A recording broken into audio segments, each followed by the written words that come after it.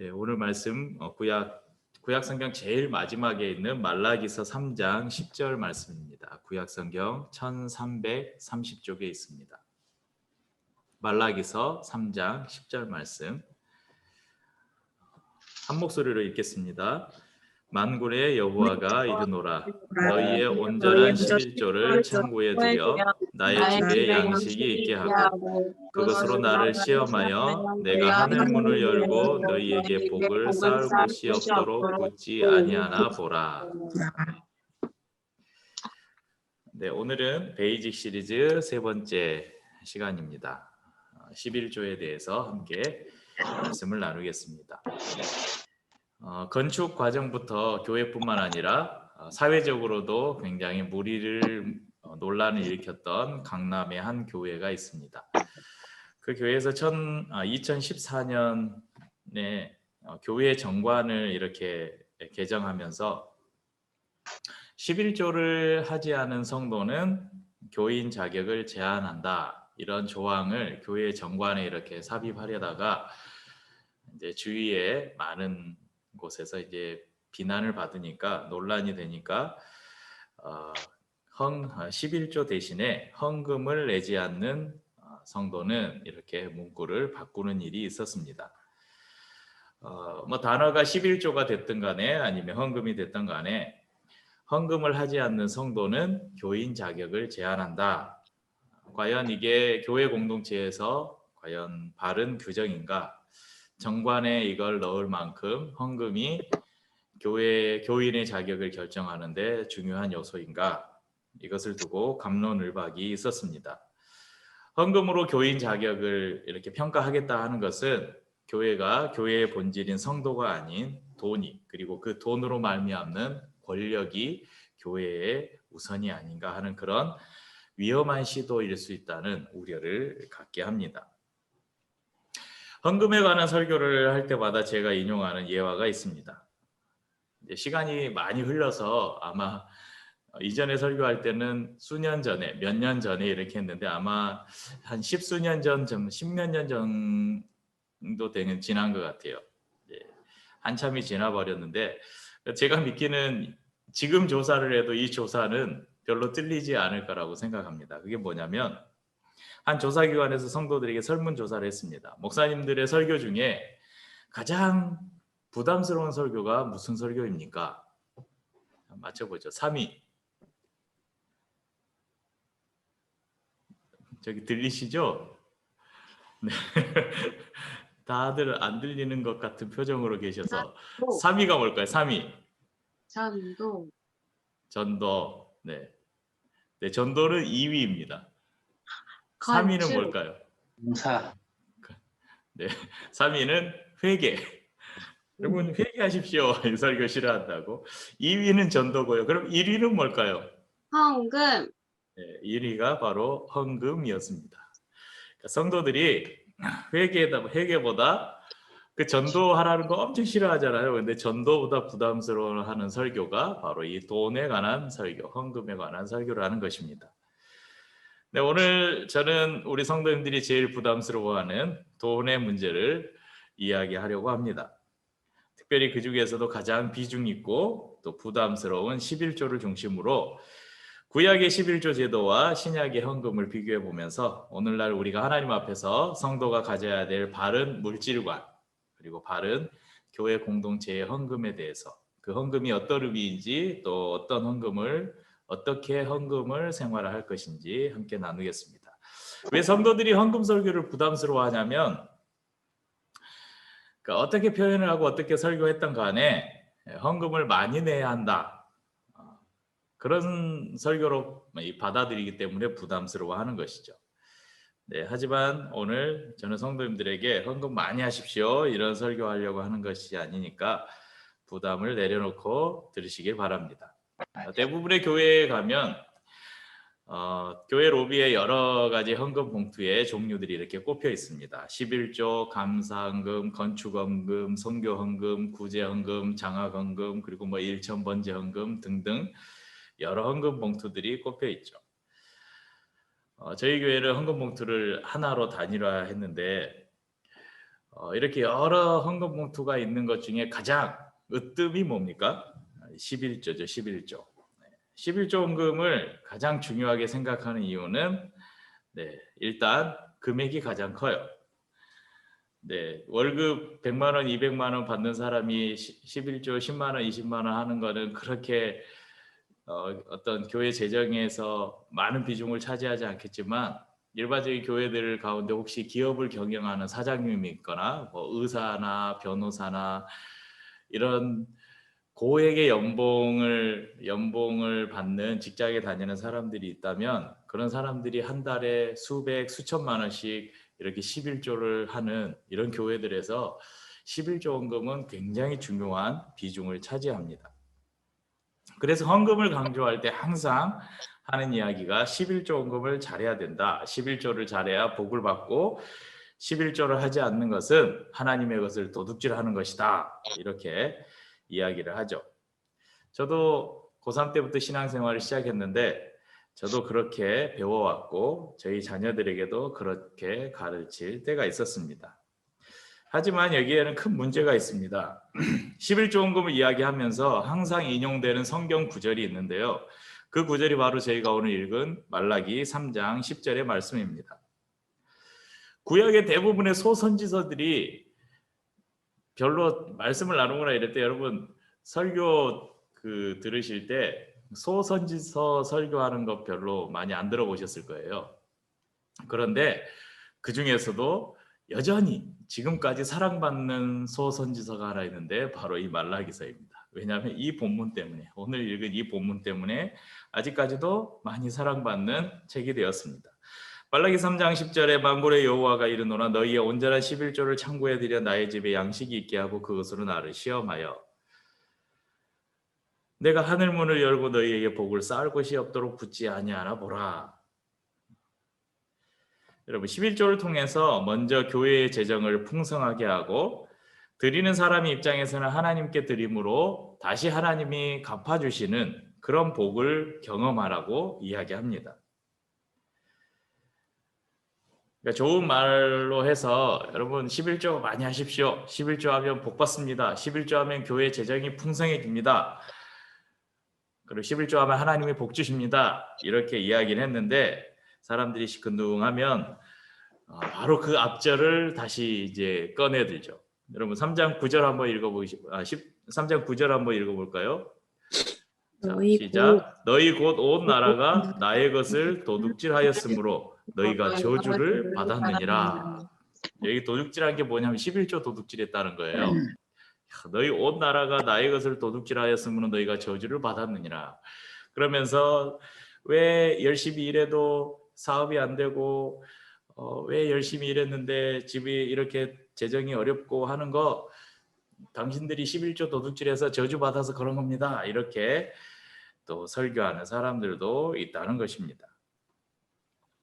여러분 구약의 11조는 이스라엘 백성들에게 철저하게 지켜져야 하는 아주 중요한 율법이었습니다. 왜냐하면 11조는 하나님께서 직접 명령하여 하나님께서 드리라고 말씀하신 것이기 때문입니다. 또한 그 11조 헌금의 사용적인 측면에서도 11조는 이 성전을 위해서 전적으로 그러니까 요즘으로 말하는 풀타임 사역이죠. 풀타임으로 봉사하던 레위인들의 양식이었고 그들의 생활비였습니다. 또한 하나님의 성전을 유지하고 보수하기 위해 필요한 재정이었고 또 고아와 과부와 나그네들을 구제하는 데 필수적인 재정이었습니다.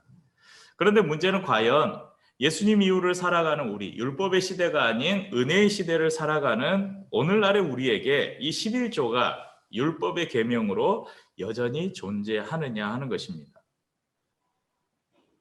오늘날에도 설교 시간에 강단을 통해서 11조를 하지 않은 성도들은 하나님의 것을 도둑질하는 것이라고, 하나님의 것을 도둑질하는 사람들이라고, 저주를 받을 것이라고, 이런 협박 같은 설교를 하는 것이 과연 옳은 일이냐 하는 것입니다. 결론은 절대 아니라는 것이죠. 아마 제가 여기서 이런 설교하면 저희 교회에 남아있을 성도들 별로 없을 거예요. 그런데 여전히 그런 설교를 들으면서 아멘 아멘 하고 실제 그렇게 헌금을 하는 사람들도 여전히 있다는 것입니다. 제가 믿기는 정말 하나님의 말씀을 신뢰해서 그렇게 하는 것이 아니라 목사님을 너무 신뢰해서 그렇게 하는 일들이 있지 않나 그렇게 생각합니다. 예수 그리스도의 십자가와 부활은 구약의 조문으로 기록된 모든 율법을 완성하셨습니다. 그래서 그 모든 율법들은 예수님 안에서 재해석되어야 합니다. 우리가 이전에 살펴보았던 것처럼 구약의 성전 개념은 사라졌고 예수 그리스도 안에 새롭게 지어진 성전, 곧 예수를 주로 고백한 성도들이 모인 교회, 그리고 성도 자신이 바로 성령을 통해 예수님이 거하는 성전이라고 말씀을 드렸습니다. 성전이 사라졌기 때문에 성전에서 섬기던 제사장 직분 또한 이 신약 교회에는 존재하지 않고 교회를 세우는 여러 직분 중 하나로 목사가 존재할 뿐입니다. 마찬가지로 구약의 11조는 더 이상 신약 교회에서 율법의 계명으로 존재할 수 없는 것입니다. 하지만 여전히 이 문제는 신학적으로도 또 목회적으로도 논쟁이 되고 있는 뜨거운 감자임에는 분명합니다.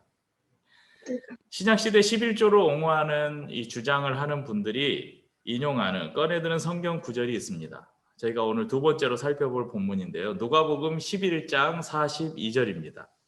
누가복음 11장 42절을 보겠습니다. 신약성경 113쪽입니다. 누가복음 11장 42절. 한 목소리로 읽어볼까요? 화 있을진저 너희 바리새인들이여 너희가 박하와 온향과 모든 채소의 11조는 드리되 공의와 하나님께 대한 사랑은 버리는도다. 그러나 이것도 행하고 저것도 버리지 말아야 할지니라. 아멘. 이 본문은 탐욕이 가득하고 거칠에만 신경 썼던 이 바리새인들 향해서 예수님께서 하신 말씀입니다. 구약시대에 11조를 드리는 주요한 농작물이 있었는데요. 그게 곡식과 포도주와 기름이었습니다. 곡식과 포도주와 기름의 11조를 드려야 했습니다. 그런데 바리새인들은 여기에다 더해서 밭에서 나는 모든 채소의 11조를 드려야 한다고 가르쳤습니다. 그러면서 자신들은 율법에 더 철저한 사람들이라고 그렇게 자랑했던 것이죠. 하지만 예수님께서는 이런 바리새인들을 책망하십니다. 왜냐하면 너희는 11조보다 더 중요한 공의와 하나님께 대한 사랑을 버렸다 이렇게 말씀합니다. 많은 사람들이 오해하는 이 성경 해석이 바로 오늘 본문에 나오는 그러나 이것도 행하고 저것도 버리지 말아야 할지니라 이 본문 때문에 그렇습니다. 자, 성경을 그대로 오늘 한글 성경 저희가 읽은 성경 본문을 그대로 해석해 보면요. 이것이 뭡니까? 구약의 11조죠. 11조도 계속 행하고 저것이 뭡니까? 예수님이 책망하셨던 공의와 사랑도. 그러니까 이것도 11조도 계속하고 공의와 사랑도 행해야 된다. 이렇게 해석하면 이 본문을 보고 오늘날에도 11조를 해야 된다. 그렇게 이야기할 수 있습니다.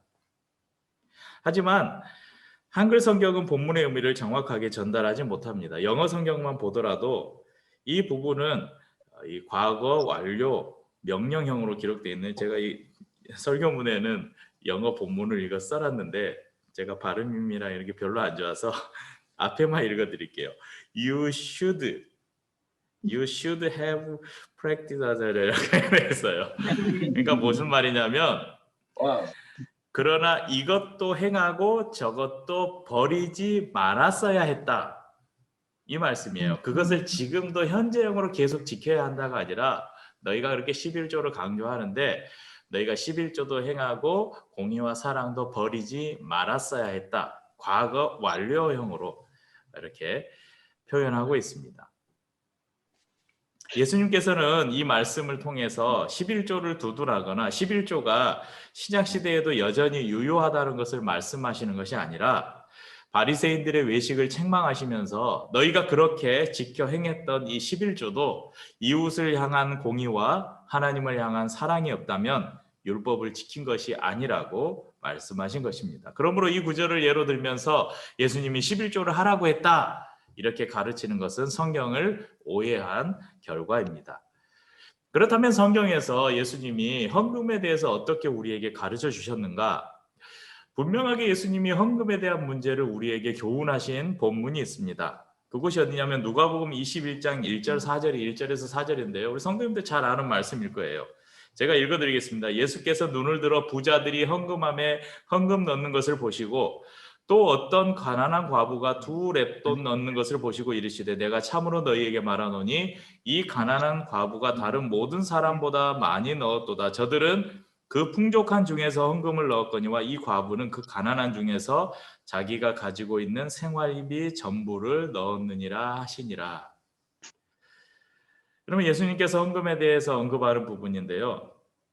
예수님께서 부자들, 아마도 이들은 바리새인들, 서기관들, 당시 유대 지도자일 확률이 높습니다. 이들의 헌금을 보시면서 또 가난한 과부의 헌금을 보신 후 부자가 아닌 과부의 헌금을 칭찬하셨습니다. 저희가 잘 아는 과부의 2렙돈 이야기죠. 이 말씀 중에 이런 구절이 있습니다. 생활비 전부를 넣었느니라. 그래서 어떤 이 고약한 목사님들은 이 구절만 잘라가지고 특히 부흥회나 이런 데 가면 오시는 부흥 강사들이 이 구절만 잘라서 봐라 이 과부 가난하든 부자든 과부가 자신의 생활비 전부를 넣은 것처럼 여러분 자신의 전부를 헌금해라고 그렇게 이야기합니다. 그러면서 자 여러분 지금 여러분의 지갑을 꺼내 보십시오. 여러분 지갑에 있는 그거 하나도 남김없이 다 헌금하십시오. 이렇게 실제 저도 경험해 본 적이 있습니다. 제가 그랬다는 것은 아니고요. 네. 여러분 그래서 건축원금 교회가 건축을 하는데 건축원금이 부족하니까 여러분 집을 담보로 대출이라도 받아서 헌금하십시오. 이런 교회들이 얼마나 많았는지 몰라요. 여러분 그런데 예수님께서 이 말씀을 하시기 직전 구절을 한번 볼까요? 누가복음 20장 47절에는요. 이런 말씀이 있어요. 그들은 과부의 가산을 삼키며 외식으로 길게 기도하니 그들이 더 엄중한 심판을 받으리라 하시니라. 그들이 누구냐면 이 예수님께서 지금 책망하고 계시는 바리새인들과 서기관들, 유대 종교 지도자들인데 그들이 하나님 앞에 자신들이 자신 있게 드렸던 그 헌금이 어떤 헌금이었냐면 과부의 가산을 삼키며 이렇게 이야기하고 있어요. 그러니까 부자들의 헌금은 과부의 가산, 힘없는 자들의 재산을 탈취해서 그러니까 부정한 방법으로 모아들인 돈의 일부를 헌금으로 냈다는 것입니다. 가난한 자들의 고열을 짜서 하나님께 드리고 있었던 것입니다. 그렇기 때문에 예수님은 과부의 헌금을 칭찬하는 것이죠. 이 말씀에서 여러분 전부를 드렸느니라 할 때 그 전부를 여러분 돈으로 국한시켜 버리면 안 됩니다. 그러면 굉장히 많은 문제들이 생겨요. 과부는 자신의 마음 전부를 드린 것입니다. 삶 전부를 드린 것입니다.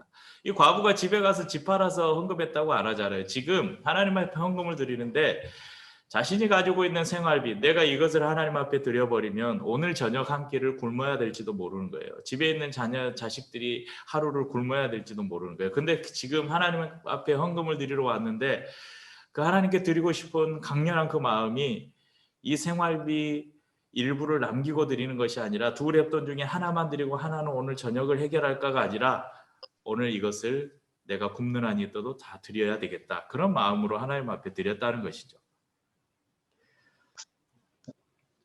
이 말씀을 악용해서 당장 먹고 살 게 없어도 저 과부를 봐라. 생활비 전부를 드렸지 않느냐. 여러분도 그렇게 헌금해야 한다. 이렇게 설교하는 사람들이 있다면 이 과부의 가산을 삼키는 바리새인들과 하나도 다를 바 없는 사람이 된다는 것입니다.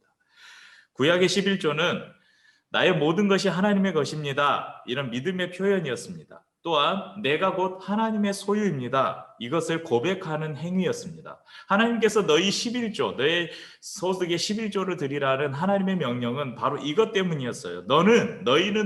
너희가 가진 것은 너희 것이 아니다. 나의 것이다.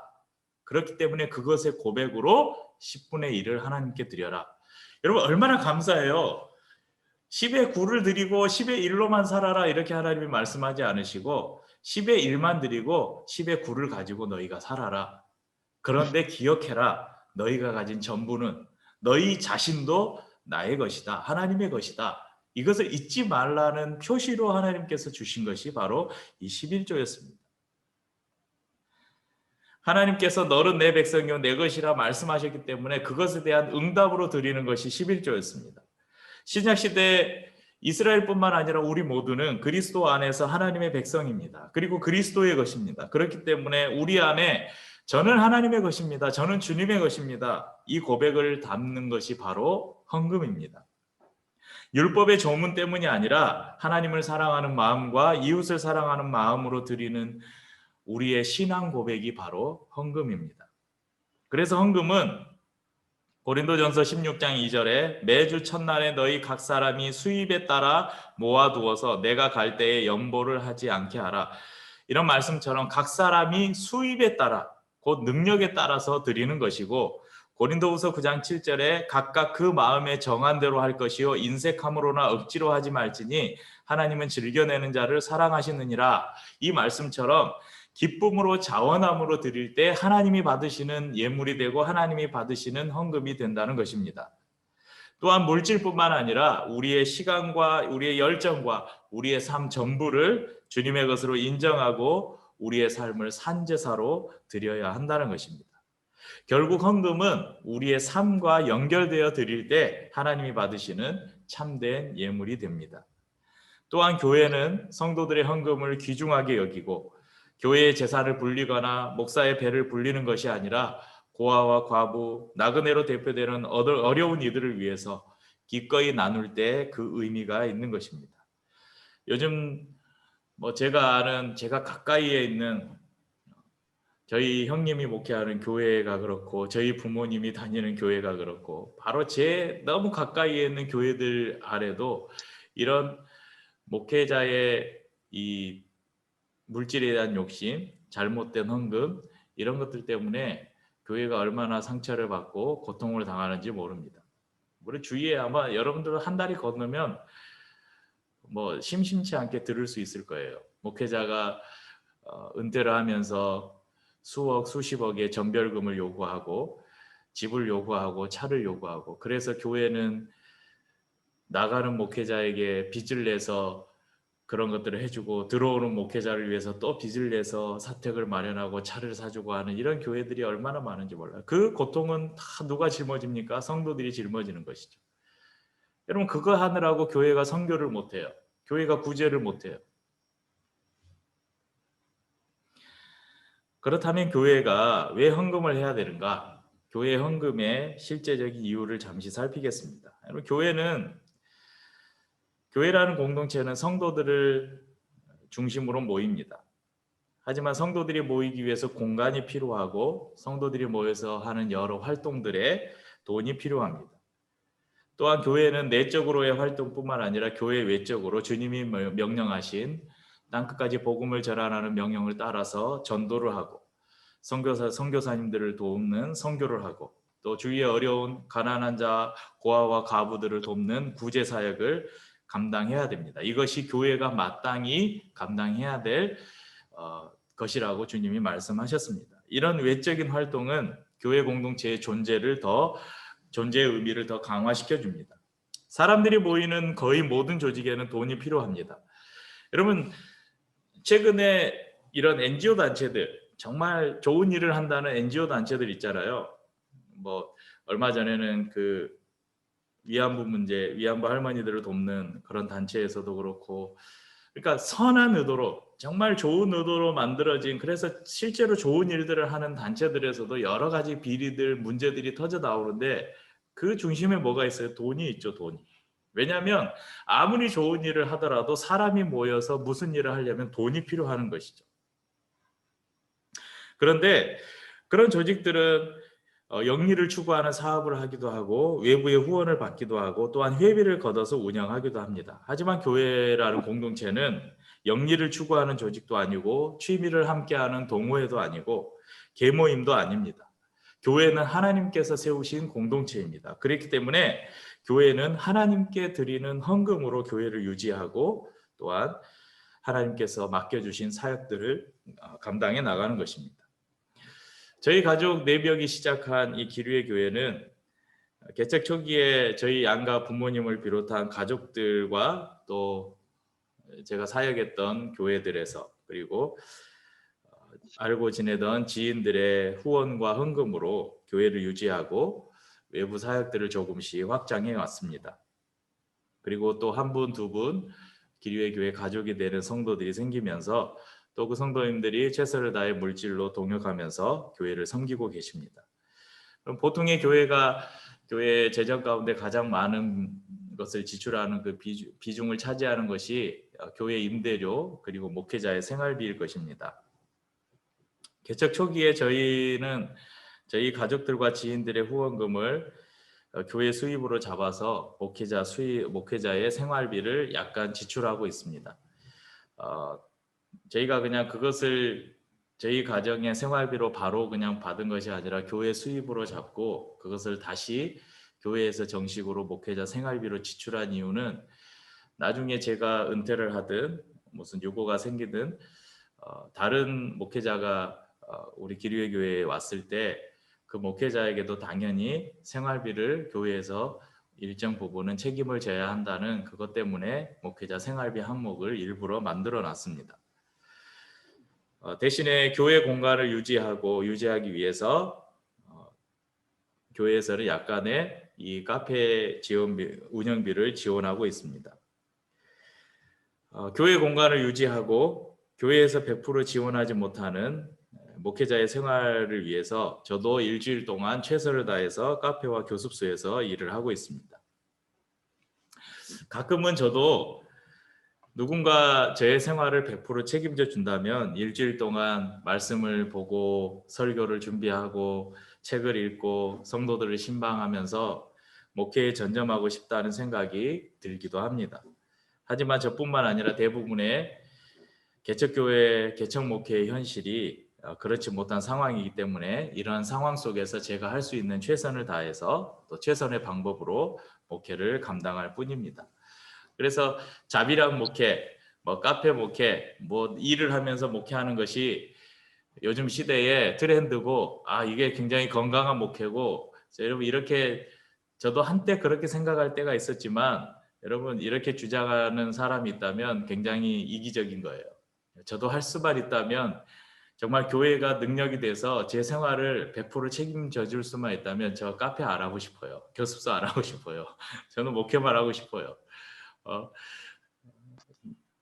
정말 이 쌓여 있는 저희 매달 오는 세무결 플러스의 이 좋은 책들이 있는데 이 책들도 못 읽고 막 일에 치여서 안 지내고 정말 책상에 앉아서 책 읽고 말씀 묵상하고 설교 준비하고 기도하고 성도들을 찾아가면서 신방하고 위로하고 격려하고 이런 일들에 집중하고 싶어요.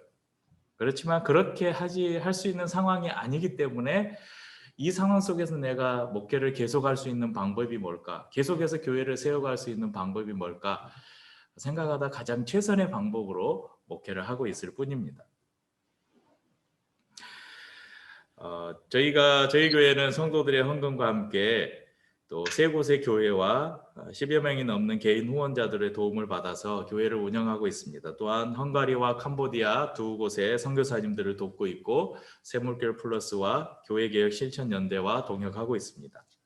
또한 박천동 지역을 1년에 2차례 이렇게 구제 사역으로 섬기고 있습니다.